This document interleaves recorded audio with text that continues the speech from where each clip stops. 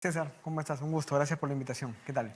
José Ignacio, tú has visto el reportaje, has escuchado el testimonio de nuestro consejero regional por Jauja. Eh, confrontando esto que es historia, porque esto viene del año 2010, 2011, confrontando esto con lo que se vive actualmente, la violencia de Perú Libre, la misoginia, la falta de respeto, este mensaje de Bermejo de que no nos vamos a ir.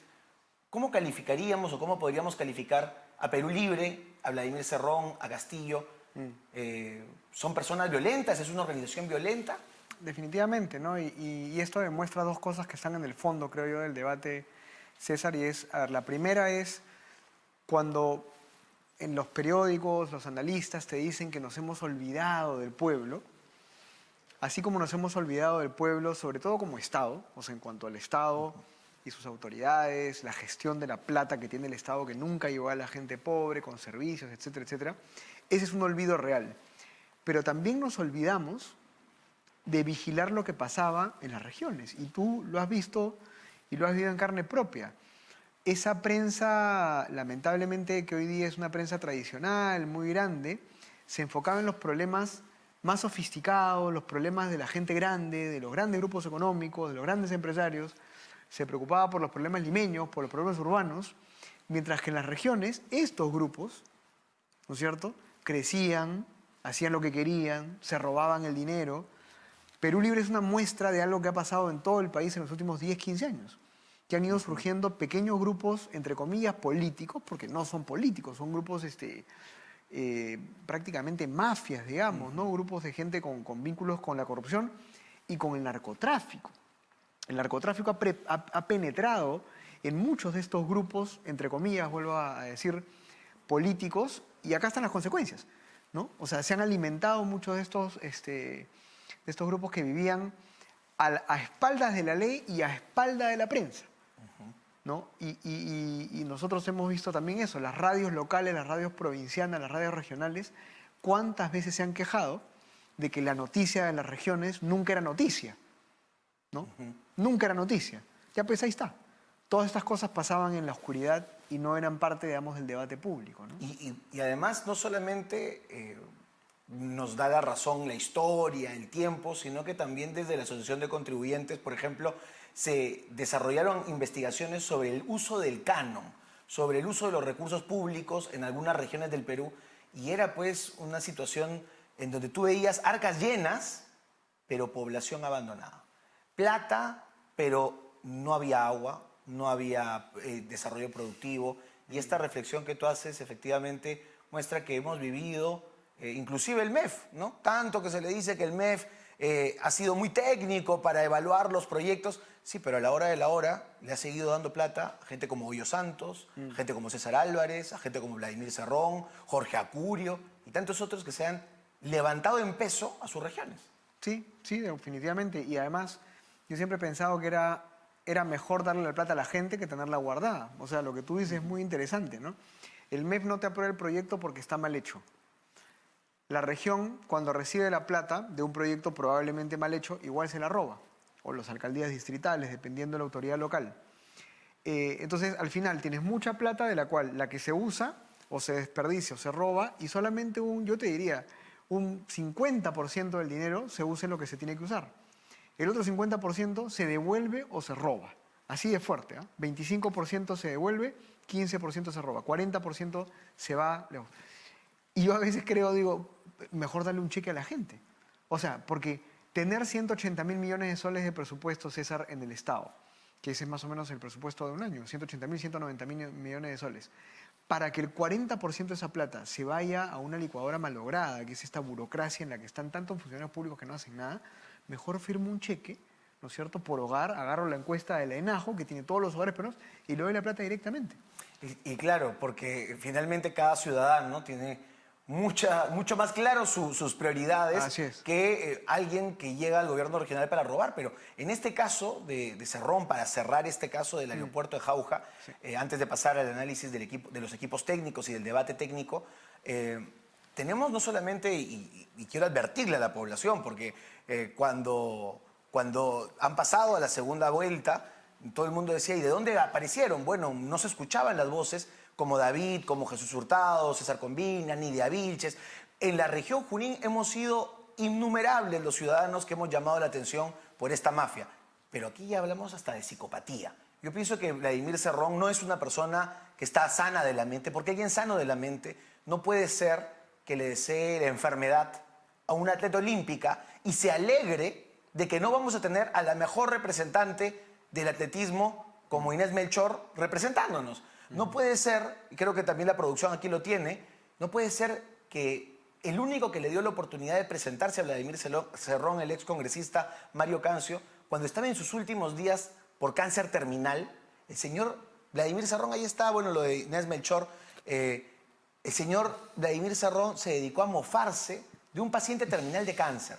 Entonces, este tipo de cosas muestran también a la persona. Uno puede tener todos los títulos del mundo y ser el presidente de la República y de tu partiducho si quieres, pero no puede ser una persona que está podrida por dentro, ¿no es cierto? Sí, no, y felizmente, ahí hay el cardenal Barreto, del cual yo en verdad no entiendo muy bien su postura política, voy a decir que no la entiendo por un tema diplomático, ¿no?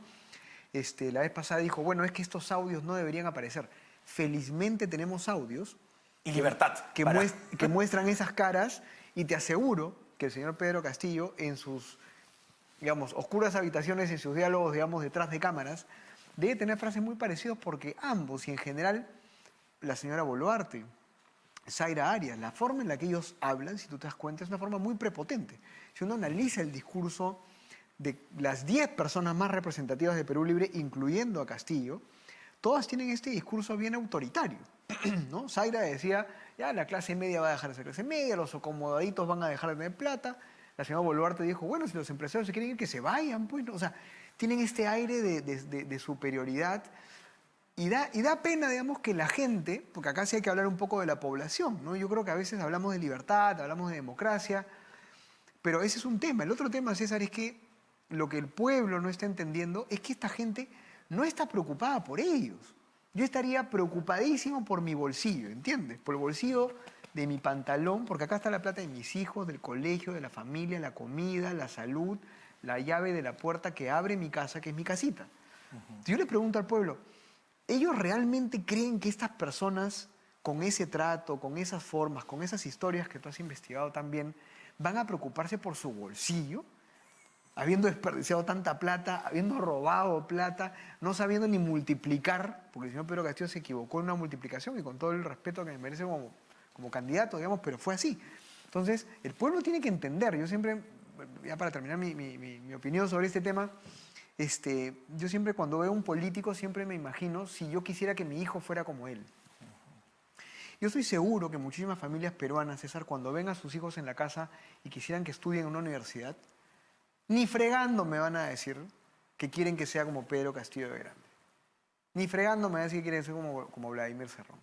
Ellos quieren, una familia normal quiere que su hijo sea una persona exitosa, bien hablada, educada, con valores. Que no le haga daño a nadie. Que no le haga daño a nadie, que tenga bien clara su ciencia, su profesión, que sepa hablar, que sepa hacer las cosas, digamos, ¿no? Claro, sí. Vamos a poner en pantalla algo que muchos no saben, pero tuvimos como representante de la región Junín y de Izquierda Democrática a Mario Cancio, con el cual yo polemizaba y además teníamos posiciones completamente opuestas, pero no podía negar nunca que don Mario era un demócrata. Y miren cómo se expresaba de ese señor. Afirmamos que eso es de Vladimir Cerrón refiriéndose a Mario Cancio, ex congresista de la República, cuando estaba como enfermo terminal de cáncer.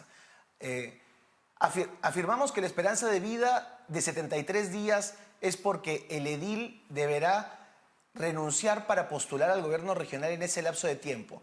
La improductividad de Cancio hace que utilice su supuesta enfermedad para ser dispensario de la lástima. Su traición al pueblo está dada para la historia en su retiro de la votación que iba a vacar a PPK y el posterior indulto. Entonces, un doctor, un médico, como tú decías, ¿no? ¿Tú quieres ese médico? ¿Quieres que un médico que dice que un paciente terminal de cáncer, que además luchó hasta el último día de su vida, esté utilizando una enfermedad para dar lástima, que lo maltrate públicamente, además siendo su padre político, porque señor Cerrón, usted no era nada si el señor Mario Cancio no le habría dado la candidatura el 2006. Entonces, yo coincido contigo en eso. Nadie puede ver a su familia, a sus hijos y decir, quiero que sea como esto. No, pero hay mucha necesidad, hay mucha pobreza. Yo creo que ahí viene esta parte técnica que tú dices, que es que esa pobreza, esa necesidad, esa incertidumbre, hace que la gente, que el pueblo ya se deje llevar por estas luces de bengala, ¿no? Por estos gritos de cambio, por este autoritarismo. Entonces te empieza a gustar, porque como estás tan indignado y tan triste y tan angustiado, dices, mira, ¿sabes qué? Hay que patear el tablero, ¿no? Y lo que tiene que entender la gente es que, mira, las cosas pueden no estar bien, las cosas pueden estar mal, pero pueden estar peor. Y eso es lo que el peruano no entiende. El peruano pobre cree que él ya es todo lo pobre que puede ser. No, puede ser más pobre si le entrega su país a un grupo de gente improvisada que no tiene las ideas correctas para salvar la economía. Y de hecho lo hemos sido. Son años y años que con pequeños logros o con grandes logros hemos reducido la pobreza, se ha generado empleo, se respeta un Estado de Derecho, hay una separación de poderes y poco a poco, ese es el camino al progreso, es poco a poco.